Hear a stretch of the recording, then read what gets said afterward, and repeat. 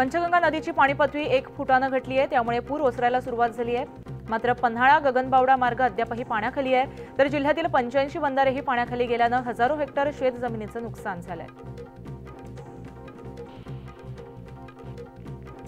खडकवासला धरणातून पाण्याचा विसर्ग पुन्हा वाढवला जाणार आहे। 23,000 क्युसेक्स वेगानं विसर्ग होणार आहे, त्यामुळे पुन्हा एकदा पुणेकरांना सतर्कतेचा इशारा देण्यात आला आहे।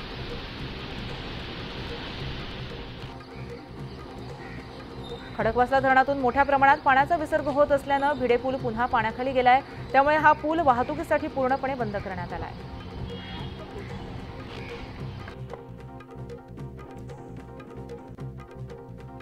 पुणे शहराला पाणीपुरवठा करणाऱ्या खडकवासला धरणाच्या पाणलोट क्षेत्रात धुवाधार पाऊस झालाय, त्यामुळे शहरातील अनेक भागामध्ये गढूळ पाण्याचा पुरवठा होत असल्याची तक्रार नागरिक करतायत। त्यामुळे पिण्याचं पाणी उकळून प्यावं असं आवाहन पुणे महानगरपालिकेतर्फे करण्यात आलंय।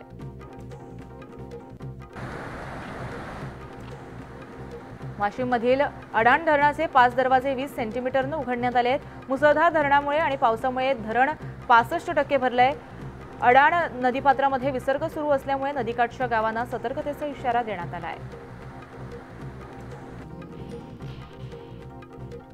मावळ तालुक्याच्या पवना धरणातील पाणलोट क्षेत्रामध्ये पावसाचा जोर कमी झालाय। सध्या धरणामध्ये 85% पाणीसाठा आहे, तर धरणातून 1400 क्युसेक्स वेगानं पाण्याचा विसर्ग सुरू आहे। त्यामुळे पाऊस वाढल्यास विसर्ग वाढवण्याचा इशारा नदीकाठच्या गावांना देण्यात आला आहे।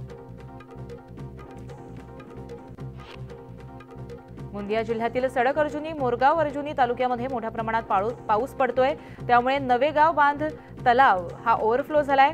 सडक अर्जुनीतील चिंगी या गावातून जाणाऱ्या नाल्यावरील पुलावरून पाणी वाहतंय, त्यामुळे चिंगी आणि खोबा या गावांचा पूर्णतः संपर्क तुटलाय। कोल्हापुरामध्ये जिल्हा आपत्ती व्यवस्थापन विभागानं पुराच्या पाण्यातून वाट काढत रात्रभर नागरिकांना मदत केली आहे। गर्भवती महिलेला सुमारे 20 फूट पाण्यातून रेस्क्यू करत उपचारासाठी रुग्णालयात दाखल करण्यात आलंय। जवानांच्या या धाडसी कृत्याचं जिल्ह्यात सर्वत्र कौतुक होत आहे। वर्ध्याच्या करंजा तालुक्यातील कार प्रकल्प ओव्हरफ्लो झालाय। दरम्यान या प्रकल्पाच्या पाण्यामध्ये एक युवक वाहून गेल्याची धक्कादायक घटना घडली आहे। अजय सलामे असं या वाहून गेलेल्या तरुणाचं नाव आहे। ही घटना घडताच कारंजा पोलिसांनी घटनास्थळी भेट दिली। कारंजा पोलिसांकडून बेपत्ता युवकाचा शोध सुरू आहे। छत्रपती संभाजीनगरमधील जायकवाडी धरणाची पाणीपातळी 2.5 फुटांवर वाढली आहे।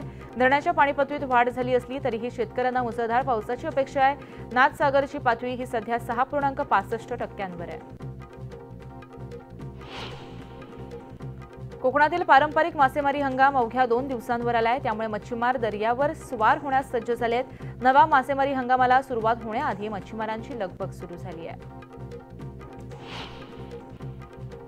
भुसावळ तालुक्यासह परिसरात मागील 4 ते 5 दिवसांपासून पावसाची संततधार सुरू आहे। मात्र आज सकाळपासून पावसानं जोर पुन्हा धरलेला दिसतोय। मुसळधार पावसामुळे वातावरणातही गारवा पसरलाय। नागपूर जिल्ह्यात होणाऱ्या मुसळधार पावसामुळे जिल्ह्यातील धरणं भरली आहेत। तोतलाडोह या धरणाच्या पाणीपातळीमध्ये वाढ झाल्यानं धरणाचे 14 दरवाजे उघडण्यात आले आहेत, तर निम्नवेणा धरणाचे 21 दरवाजे उघडण्यात आले आहेत। त्यामुळे नदीकाठच्या गावांना सतर्कतेचा इशारा देण्यात आला आहे। वर्ध्यात मुसळधार पावसामुळे जंगलातील झरे धबधबे ओसंडून वाहत आहेत, तर बोर धरण जंगलातील नदी नाल्यांनाही पूर आलाय। यावेळेस धबधब्यांवर आनंद लुटण्यासाठी तरुणांची गर्दी पाहायला मिळाली आहे।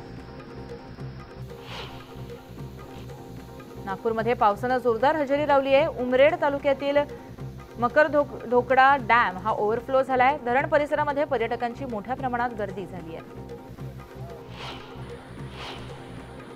मावळ तालुक्यातील वडिवळे धरण 100% भरलं असून धरणाच्या सांडव्यावरून 1124 क्युसेक्स पाण्याचा विसर्ग सुरू करण्यात आलाय। मुसळधार पावसामुळे मावळ तालुक्यातील धरणांच्या पाणीसाठ्यामध्ये वाढ होऊ लागली आहे। मुंबई पुणे एक्सप्रेस वेवर खड्ड्यांचं साम्राज्य पाहायला मिळतंय। मुसळधार पावसामुळे रस्त्याची अक्षरशः चाळण झाली आहे, त्यामुळे अपघातांच्या प्रमाणातही वाढ झाली आहे। याकडे प्रशासनानं लक्ष द्यावं अशी मागणी करण्यात येते आहे। महाराष्ट्राला आठवडाभरापासून झोडपून काढणाऱ्या पावसाचा जोर काहीसा ओसरण्याची शक्यता हवामान विभागानं वर्तवली आहे। त्यामुळे गुरुवारपर्यंत राज्यामध्ये कुठेही रेड किंवा ऑरेंज अलर्ट देण्यात आलेला नाहीये, मात्र काही ठिकाणी तुरळक पाऊस पडण्याचा अंदाज व्यक्त केला जातोय।